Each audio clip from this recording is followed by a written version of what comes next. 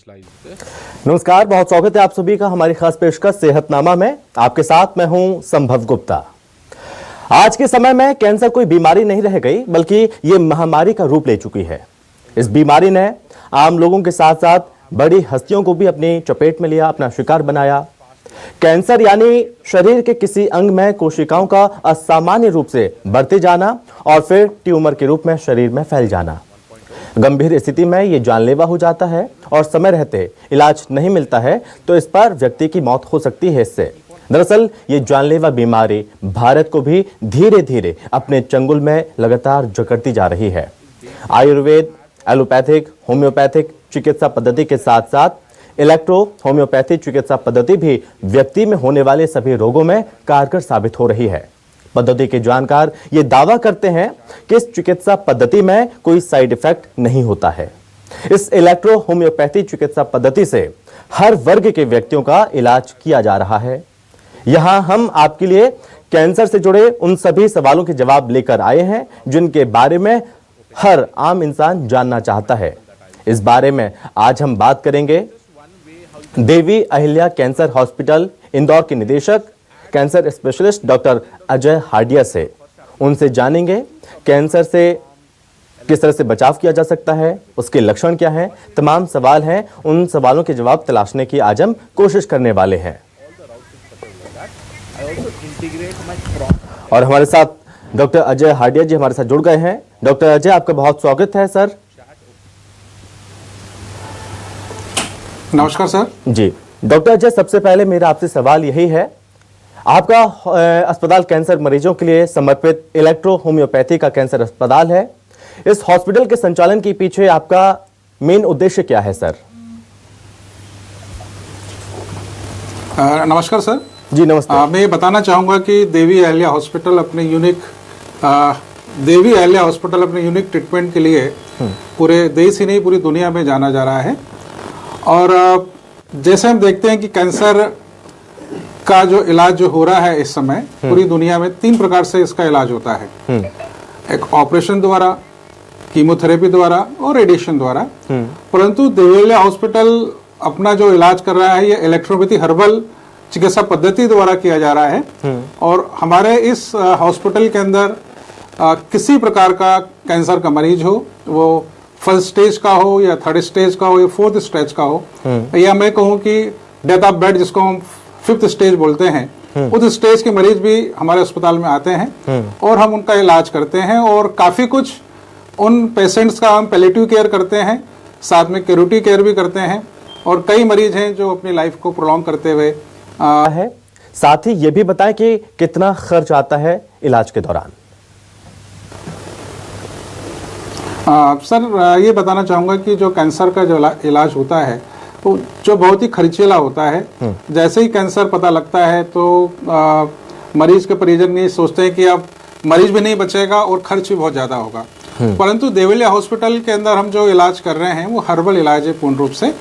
हमारी जो मेडिसिन है 3 प्रकार से काम करती है। एक तो एंटी इन्फ्लेमेटरी होती है, इन्फ्लेमेशन कम करती है, ट्यूमर के साइज को कम करती है, पेन को रिलीव करती है और साथ ही बीमारी की पैलिएटिव केयर के साथ भी क्योर भी करती है।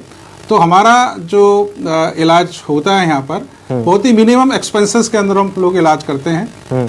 हमारे यहाँ जो मरीज आते हैं हम 7 दिन अपने अस्पताल में एडमिट रखते हैं। उनका जो 7 दिनों का खर्चा 50,000 रुपये से 70,000 रुपये के बीच में होता है। और साथ में आगामी हम जो 6 से 8 महीने का इलाज करने की सलाह देते हैं उसका खर्चा भी 20,000 से 30,000 के मध्य ही होता है। तो इस प्रकार से कहूँगा कि हमारा पूरा कैंसर का जो ट्रीटमेंट का प्रोटोकॉल है वो 2 लाख से 2.5 लाख के बीच में होता है। जी। और सर, जिस रफ्तार में कैंसर मरीजों की संख्या लगातार बढ़ती जा रही है उसके पीछे की बड़ी वजह क्या मानते हैं आप?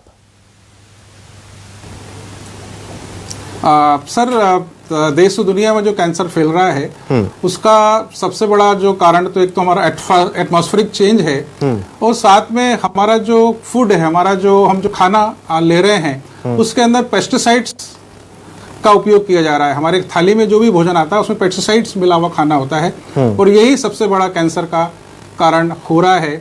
हम जो भी हमारे अनाज का उपयोग करते हैं, जो वेजिटेबल्स का इस्तेमाल कर रहे हैं, हम जो फ्रूट्स का इस्तेमाल कर रहे हैं, वो सभी के अंदर हम बिना पेस्टिसाइड्स के हम उसको उत्पादित नहीं कर पा रहे हैं। और ये कहेंगे कि हम ऑर्गेनिक हमने खेती को छोड़ के हमने केमिकल बेस्ड पेस्टिसाइड खेती हमने जब से स्टार्ट की है और तब से ये कैंसर डे बाय डे बढ़ता जा रहा है। हम कहेंगे कि 90 के दशक के पहले कैंसर हमारे यहाँ होता जरूर था, परंतु वो बहुत कम मात्रा में होता था। परंतु हम देख रहे हैं कि 2020 और 2024 के दरमियान देख रहे हैं कि कैंसर डे बाय डे बढ़ता जा रहा है।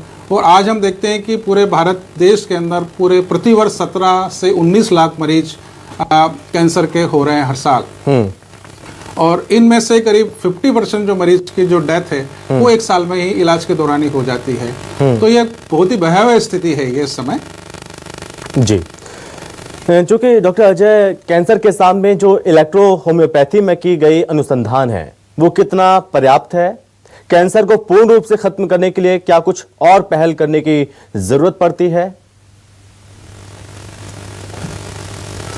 सर, मैं कहना चाहूँगा कि जब कैंसर जो सिस्टम जो जिस इलेक्ट्रॉनिक सिस्टम से चालू कर रहे हैं, स्टार्ट किया है, ये इटालियन सिस्टम ऑफ मेडिसिन है। काउंट सेजर मेटी ने 1865 में इसका इन्वेंशन किया और उसी समय इन्होंने कैंसर का इलाज उस समय करना चालू किया था। और उसका इलाज वहाँ का जो क्लिनिकल ट्रायल है वो ब्रॉम्पटन हॉस्पिटल जो लंदन का है वहाँ पर हुआ था और पूरे हमारे देश में भी ये इलाज प्रसिद्ध हुआ।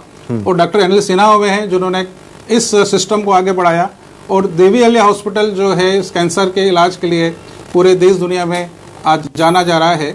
और ये कहेंगे कि हम जो आज जो ट्रीटमेंट कर रहे हैं इसके अंदर लगभग हमें ये कहेंगे कि 50 to 80% तक हमें सफलता मिल रही है। मतलब ऐसे मरीज हमारे पास आ रहे हैं जो कैंसर के इलाज के लिए आते हैं। हम उनका जब ट्रीटमेंट करते हैं तो उन 7 दिनों के दौरान ही मरीज को 50-60% तक उनकी तकलीफों के अंदर रिलीफ हो जाता है, आराम हो जाता है। और आगे का हम जब ट्रीटमेंट करते हैं तो बहुत सारे मरीज अपनी लाइफ को प्रोलॉन्ग करते हुए अधिक समय तक जीवित रहते हैं और बहुत सारे मरीज ठीक हो जाते हैं। जी डॉक्टर, जब मैं आपसे ये भी जानना चाहूंगा कि आपके हॉस्पिटल में सबसे ज्यादा केस किस वर्ग के आते हैं? क्या पुरुषों में सबसे ज्यादा ये केस देखने को मिलते हैं, बच्चों में भी, या फिर महिलाओं में सबसे ज्यादा ये केस देखने को मिलते हैं? सर, आपने बहुत से सही प्रश्न किया है। देखिए, कैंसर जब हमारे शरीर के अंदर होता है तो हर पार्ट्स के अंदर शरीर ये फैल चुका होता है। और यदि कोई एक लीजन या गांठ होती है और हम कहते हैं कि हमारे शरीर के अंदर जब ये जो कैंसर हो रहा है लिम्फ नोड्स के अंदर होता है, तो जो लिम्फ नोड्स होता है पूरे शरीर के अंदर सर्कुलेट होते हैं। तो पहले तो हमें एक लीजन और गांठ के रूप में पता लगता है, फिर पता लगता है कि मेटास्टेटिक हो गया है। तो मैं कहूँगा कि हमारे पास जो कैंसर के जो मरीज आते हैं जिसके अंदर जो महिलाएं होती हैं उनको हम देखते हैं उनको सर्विक्स कैंसर है, ब्रेस्ट कैंसर है, इसके मरीज हमें ज्यादा देखने को मिलते हैं। पुरुषों के अंदर हम देखते हैं कि प्रोस्टेट कैंसर के मरीज हैं, रेक्टम कैंसर के मरीज हैं, लीवर कैंसर के मरीज हैं, इसोफेगस कैंसर के मरीज हैं। तो इस प्रकार से आप ये कहेंगे कि हर प्रकार के मरीज देखने में आ रहे हैं। परंतु इस समय जो टोबैको का ज्यादा इस्तेमाल जो लोग कर रहे हैं, इस कारण से ओरल कैंसर के जो मरीज हैं वो ये कहेंगे कि 50% मात्रा तो ओरल कैंसर के मरीजों की हो रही है, जिसके अंदर बकल म्यूकोसा और टंग कैंसर जो है, जो तंबाकू खाने से हो रहा है, सुपारी खाने से हो रहा है।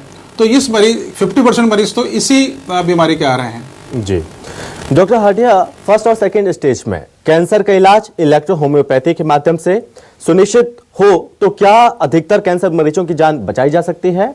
और अगर ऐसा संभव है तो सवाल यह है कि इसमें हम सफल कैसे हों? कैसे कैंसर के लक्षण को शुरुआती दिनों में हम पहचान सकते हैं? देखिए सर, क्या होता है कि जब कैंसर यदि शुरुआती अभी हम सिम्टम्स हमें कहीं पता लग रहे हैं कि जैसे कहीं कि हम खाना खा रहे हैं, खाना खाने के बाद में डाइजेशन बराबर नहीं हो पा रहा है, हाइपरएसिडिटी हो रही है, मोशन के अंदर कहीं से हमें ब्लीडिंग आ रहा है, या खाना निगलने में तकलीफ हो रही है, या खांसी के साथ ब्लड आ रहा है, तो ये एक प्राइमरी सिम्टम्स हम कहते हैं। कोई एक लीजन या गांठ हो जाती है, वो उसके अंदर से हमें कोई पेन चालू हो जाता है, इन्फ्लेमेशन हो जाती है, तो ये एक प्राइमरी सिम्टम्स होते हैं। यदि हमारे स्किन का कलर चेंज हो जाता है तो इसको हम प्राइमरी सिम्टम्स यदि मान के यदि हम इसका डायग्नोस करा लें अर्ली स्टेज के अंदर, तो हम बहुत सारी प्रिकॉशन हम इसमें कर सकते हैं और कैंसर को हम ठीक हो सकते हैं। और अब रही बात यदि देवलिया हॉस्पिटल में फर्स्ट और सेकंड स्टेज के मरीज यदि हमारे अस्पताल में आते हैं तो हम ये श्योरिटी बिल्कुल देते हैं कि हमारे पास 80 to 90% जो मरीज हैं वो कैंसर के क्योर्ड हो जाते हैं। परंतु दुर्भाग्य यह होता है कि मरीज अपनी बीमारी को छुपाता है पहले तो, और जब तकलीफ बढ़ती जाती है तो वो बीमारी अपनी स्टेज बदल चुकी होती है, 3rd स्टेज में पहुंच जाता है, 4th स्टेज में पहुंच जाता है। तो उस स्टेज के अंदर मरीज हमारे पास में आते हैं, उनका भी हम इलाज करते हैं, और उनके इलाज के अंदर हम जब करते हैं तो उनकी लाइफ भी प्रोलॉन्ग होती है। दूसरा मैं ये कहूँगा कि जो कैंसर हो रहा है वो लिम्फ के जो सेल्स होती है, लिम्फेटिक ग्लैंड्स में होता है। तो हमारी जो इलेक्ट्रोफिसिस्टा मेडिसिन है वो लिम्फ को फिल्टर करती है, ब्लड को प्यूरिफाई करती है, और इसमें ऐसे प्लांट्स लिए गए हैं जो ब्लड और लिम्फ को प्यूरिफाई करते हुए बीमारी को रूट आउट करते हैं और उसको पूर्ण रूप से ठीक करने की क्षमता रखते हैं। ठीक है हार्डिया, एक चीज हम देखते हैं कि ये कहा जाता है कि जो मरीज होते हैं सर, उन मरीजों से दोस्त की तरह व्यवहार करें तो ये जो समस्या है बहुत जल्दी दूर हो सकती है। एक तरफ मेडिसिन से भी, इस पद्धति से भी, और साथ ही व्यवहार से भी। अगर सामने वाले का व्यवहार बहुत अच्छा है तो वो कह सकते हैं कि जो मरीज है बहुत जल्दी रिकवर कर सकता है। लेकिन बहुत सारी ऐसी भ्रांतियां हैं, बहुत सारी ऐसी जगह हैं जहां पर छुआछूत मानते हैं, मरीजों के साथ ऐसा व्यवहार करते हैं मानो जाने क्या हो गया। ऐसी स्थिति में आप परिजनों को, लोगों को क्या सजेशन दें, क्या किस तरह से समझाते हैं आप? सर यही सबसे बड़ी इस बीमारी के अंदर काउंसलिंग बहुत ज़रूरी होती है। हम ये देखते हैं कि जैसे ही पेशेंट को डायग्नोस होता है कि उसे कैंसर है तो उसके मरीज आधे रूप से वहीं डर जाते हैं कि अब मरीज की लाइफ नहीं है। कई ये सोचते हैं कि ये बीमारी कहीं पत्नी को ना हो जाए, कहीं उनको बच्चों को ना हो जाए, या ये बोलते हैं कि कहीं उनके ब्रदर या उनके फादर को ना हो जाए। तो इस प्रकार से छुआछूत की भी भावना इसके अंदर उत्पन्न हो जाती है और पेशेंट से अपनी दूरी बना लेते हैं। और कई बार ऐसी मरीज की स्थिति आती है कि वो जब 4th स्टेज में होता है, बहुत स्मेल होती है, फाउल स्मेल होती है, बदबू आती है, लगातार मोशन कर रहा है, तो मरीज के परिजन भी उसकी सेवा करना बंद कर देते हैं। तो हम कहेंगे कि मरीज जब हमारे पास आता है, हमारे फैमिली के मेंबर्स यदि उससे बहुत ही फैमिलियर व्यवहार रखेंगे तो निश्चित ही, और उसको एक संबलता प्रदान करें कि नहीं आपकी बीमारी ठीक हो जाएगी, तो ये पॉजिटिविटी ही उस बीमारी को 50 to 60% तक ठीक करने की क्षमता रखती है। तो यही हमारे लिए बहुत आवश्यक है कि मरीज को जब हमारे पास आता है, मरीज के परिजन हैं, वो उससे संबलता प्रदान करें और कहें कि वो ठीक हो जाएगा। तो यही पॉजिटिविटी जो उसकी है इस बीमारी को ठीक करने की क्षमता रखती है, और उसमें पॉजिटिव एनर्जी आएगी तो निश्चित है कि पॉजिटिव हार्मोन्स बढ़ना चालू होंगे और बीमारी क्योर होने की स्थिति में होती है। जी डॉक्टर हार्डिया, विस्तार से अगर मैं समझना चाहूं कि आज के दिनों में हमारे शरीर के विभिन्न अंगों में, कई अंगों में कैंसर किस प्रकार असर डाल रहा है, साथ ही ये भी जानना चाहूंगा कि हम अपनी दिनचर्या में ऐसा क्या करें जो हमारे शरीर के इन हिस्सों को गंभीर रूप से कैंसर जख्मी जो कर रहा है, और ये भी बताएं कि शरीर के इन हिस्सों को कैसे सुरक्षित रखा जा सकता है। देखिए यही एक कैंसर की एक यही है कि प्राइमरी स्टेज के अंदर कोई भी हमारे शरीर में सिम्टम्स आ रहे हैं, कोई लक्षण आ रहे हैं, तो हम उसको इग्नोर नहीं करें और उसको हम अपने फैमिली डॉक्टर से दिखाएं, और प्राइमरी उसकी हम यदि जांच करा लेते हैं तो हमें प्राइमरी स्टेज ही पता लग जाएगा कि ये कैंसर के सिम्टम्स तो नहीं है। और यदि कैंसर के सिम्टम्स आ रहे हैं तो उसका इलाज हम यदि स्टार्ट कर देंगे तो कैंसर से बचा जा सकता है। और दूसरा ये बताया कि हमारा जो फूड है, हमारा जो खाना पीना है, उसके अंदर हम जो खाना इस्तेमाल कर रहे हैं उसमें पेस्टिसाइड्स का हम लोग उसको ना लेते हुए हम ऑर्गेनिक फूड यदि हम खाएं और तो ही हम इस कैंसर से हम बच सकते हैं। और साथ में यदि हम डेली एक्सरसाइज करें, फिजिकल एक्सरसाइज करें, वॉकिंग करें, तो भी हम इस बीमारी से हम कैंसर से बच सकते हैं और अन्य बीमारियों से भी हम बच सकते हैं।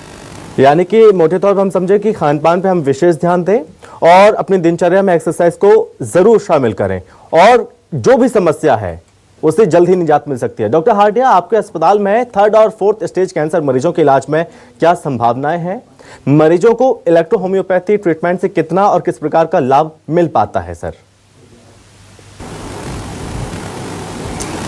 सर ये हमारे अस्पताल में जब 3rd स्टेज या 4th स्टेज के मरीज आते हैं, और जब उनका कई बार तो ऐसे मरीज आते हैं जो अपना पूरा प्रोटोकॉल कीमोथेरेपी, रेडिएशन, ऑपरेशन कर चुके होते हैं, और जब डॉक्टर बोलते हैं कि उनकी सेवा करिए, वो मरीज हमारे पास में आते हैं। या ऐसे मरीज आते हैं जो कीमोथेरेपी लेने लायक उनका शरीर नहीं होता है, तो वो जो मरीज हमारे हॉस्पिटल में आते हैं तो हम देखते हैं कि उनकी जो पहले हम जो 7 दिन का हमारा जो प्रोटोकॉल है उसके अंदर उनकी तकलीफ़ों को हम कंट्रोल करते हैं और हम कोशिश करते हैं कि उस मरीज़ का 50 to 60% इन 7 दिनों में ही उसकी तकलीफ़ों में आराम हो जाए। तो तकलीफ़ों में आराम हो रहा है, इसका मतलब है कि हम डिसीज़ को हम कंट्रोल कर रहे हैं। और साथ में हम जब 1 महीने का हम इलाज उसको देते हैं और 3 महीने बाद दोबारा से हम पेशेंट को बुला के दोबारा से हम CT स्कैन या PET स्कैन हम कराते हैं, तो हम देखते हैं कि उसकी लीजन है, उसकी जो गांठ है, उसकी नोट्स है या उसकी अन्य चीज़ों के अंदर देखते हैं कि रिकवरी होना चालू हो जाती है और कई बार उसकी बीमारी पूर्ण रूप से ठीक भी हो जाती है। ओके डॉक्टर हाटिया, एक कैंसर रोग विशेषज्ञ की हैसियत से आपसे जानना चाहता हूं कि क्या वाकई कैंसर महामारी के रूप में हमारे सामने है और इससे मुकाबला करने में हम लापरवाही कर रहे हैं? हाँ जी, बिल्कुल ये कहें कि कैंसर तो महामारी का रूप ले ही चुका है और आज हमारा जो देश है वो भी दुनिया के टॉप 10 कंट्रीज़ के अंदर आ चुका है। तो हम ये कहें कि हमें इसमें घबराने की आवश्यकता नहीं है, हमें इसकी प्रिकॉशंस की आवश्यकता है और हमारी सरकार को हमारी भारत सरकार को, हमारी मध्य प्रदेश सरकार को ये कहना चाहिए कि जो हम पेस्टिसाइड्स का कम उपयोग करते हुए और ऑर्गेनिक खेती का यदि हम ज़्यादा हम सहारा लेंगे तो निश्चित है कि हम कैंसर जैसी बीमारी को हम हरा सकते हैं।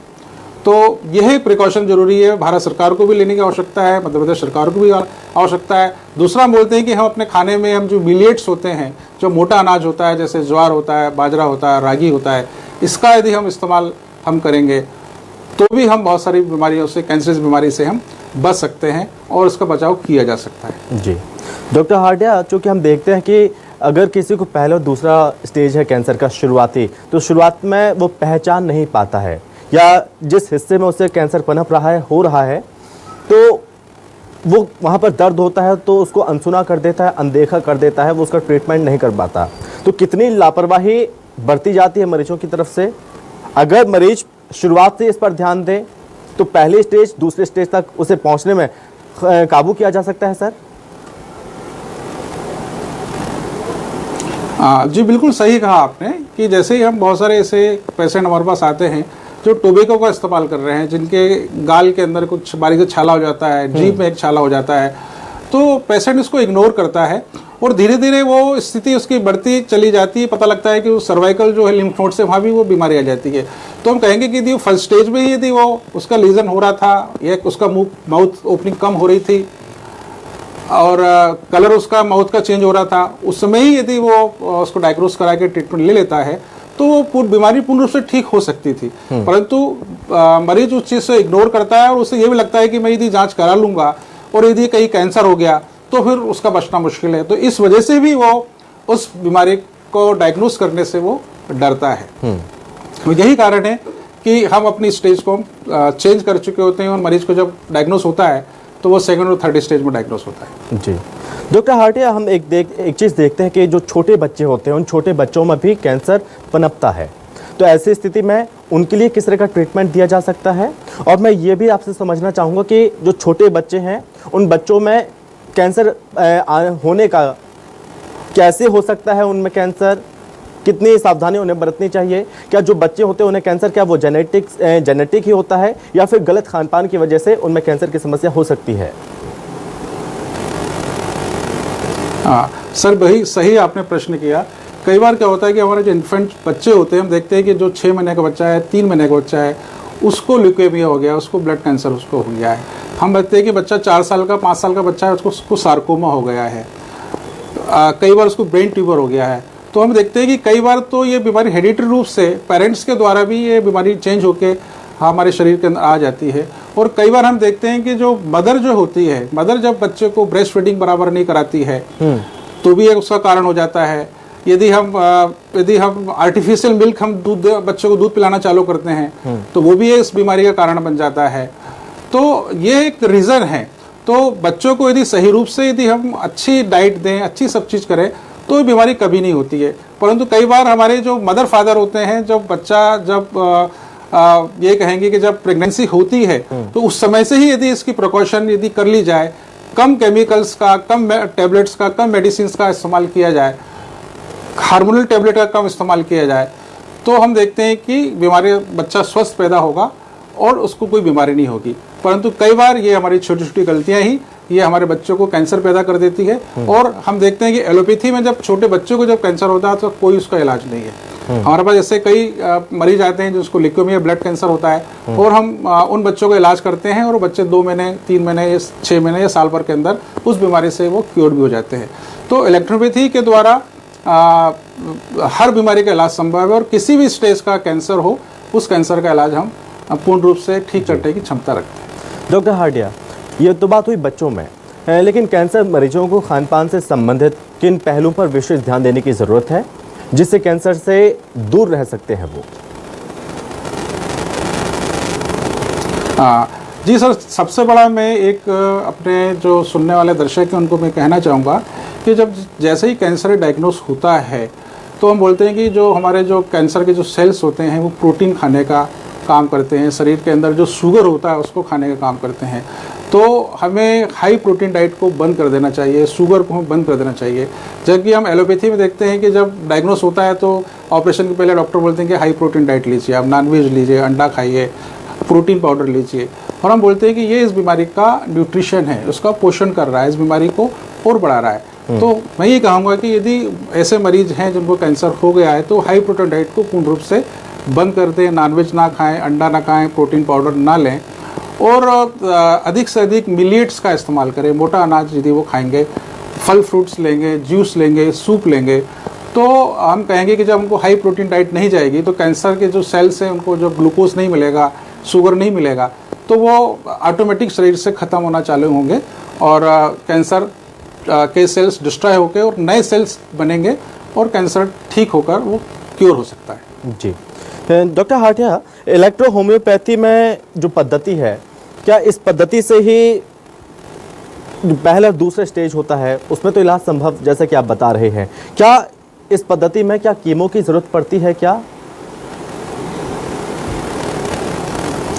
नहीं सर, देखिए हम जो इलाज कर रहे हैं ये हमारा नेचुरल इलाज है, प्राकृतिक इलाज है। हमारी जो इलेक्ट्रिक सिस्टम मेडिसिन है इसमें हर्बल प्लांट्स लिए गए हैं और इसमें एनर्जी होती है। जो प्लांट्स नेचर से सनरेज की उपस्थिति में जो जमीन से जो न्यूट्रिशन लेते हैं उसकी एनर्जी को हम उसके केमिकल सल्फाइड्स को हम निकाल देते हैं, उसमें एनर्जी होती है। तो ये जो प्लांट्स लिए गए हैं वो हमारे ब्लड और लिम्फ को प्यूरिफाई करते हैं और हम बोलते हैं कि जो कैंसर जो हो रहा है वो हमारे पूरे जो ब्लड है उसको ही पूरा इम्प्योर कर देता है। उसके ही जो सेल्स हैं, लिम्फ नोड्स होती है, उसमें ही कैंसर आ जाता है। तो हमारी जो इलेक्ट्रोपैथी मेडिसिन है ये प्राकृतिक चिकित्सा पद्धति है और इसमें किसी प्रकार की कीमोथेरेपी की आवश्यकता नहीं होती है। और हम जो बोलते हैं कि हमारी टैगलाइन ही यही है कि संभव है कैंसर का इलाज बिना कीमोथेरेपी, बिना रेडिएशन, बिना ऑपरेशन के। हम कहते हैं कि जैसे ही कैंसर डायग्नोस होता है और हम उसकी बायोप्सी करते हैं तो जैसे ही बायोप्सी करते हैं वैसे ही उसको छीलने से वो सेल्स के द्वारा पूरे शरीर के अंदर चला जाता है और वहाँ पे वो स्लीपिंग स्टेज में होता है। हम उसका ऑपरेशन कर देते हैं, फिर हम देखते हैं कि 2 महीने, 4 महीने, 6 महीने, साल भर बाद वापस से वो जो कैंसर जो स्लीपिंग स्टेज में होता है वो वापस से एक्टिवेट होता है और वो पूरे शरीर में मेटास्टेटिक का रूप ले लेता है। इसीलिए हम कीमोथेरेपी देते हैं, हम रेडिएशन देते हैं, परंतु हमारी बॉडी का इम्यून सिस्टम और डाउन हो जाता है और एक स्टेज ऐसी आती है कि हम कीमोथेरेपी लेने की स्थिति में नहीं होते हैं, तभी डॉक्टर बोलते हैं कि इनकी घर ले जाके सेवा करिए। और वैसे मरीज भी देवले हॉस्पिटल में आते हैं और हम उन मरीजों का हम पेन रिलीव करते हैं। हम उनका जो खाना नहीं खा पा रहे हैं वो खाने वाली स्थिति में आते हैं। जिससे कहूँगा कि ऐसे भी मरीज आते हैं जो 2 घूंट पानी नहीं पी पाते हैं, हम उनका इलाज करते हैं और हम 24 घंटे 48 घंटे में उनको पानी पिलाना स्टार्ट कर देते हैं, खाना खाना चालू कर देते हैं। जिनको मोशन ज़्यादा हो रहे हैं उनके मोशन बंद हो जाते हैं, ब्लीडिंग बंद हो जाती है। तो इस प्रकार से ये तकलीफ़ें कम होती है तो पेशेंट की रिकवरी बढ़ जाती है और पेशेंट की रिकवरी बढ़ती है तो वो बीमारी भी कंट्रोल होती है और उस स्टेज मेटास्टेटिक स्टेज के अंदर भी पेशेंट अधिक लाइफ जीता है। जी, ओके, यानी कि डरने की ज़रूरत नहीं है, मुकाबला करने की ज़रूरत है। डटकर मुकाबला करें तो कैंसर से हम पार पा सकते हैं और विजय हो सकते हैं। ठीक है डॉक्टर हार्डिया, बहुत धन्यवाद आपका हमसे बातचीत करने के लिए, तमाम सवालों के जवाब देने के लिए आपका बहुत धन्यवाद सर। Thank you sir. तो आपको बता दें कि यहाँ पर जिस तरह से इलेक्ट्रो होम्योपैथी से, इस पद्धति से कैंसर का इलाज किस तरह से हो सकता है, उन्होंने बताया, डॉक्टर हार्डिया ने बताया कि जो पद्धति है बहुत अच्छी तरह पद्धति है, जिससे बड़ी आसानी से इस कैंसर का इलाज हो सकता है। डरने की ज़रूरत बिल्कुल भी नहीं है। और इसी के साथ इस खास पेशकश में बस इतना ही। नमस्कार।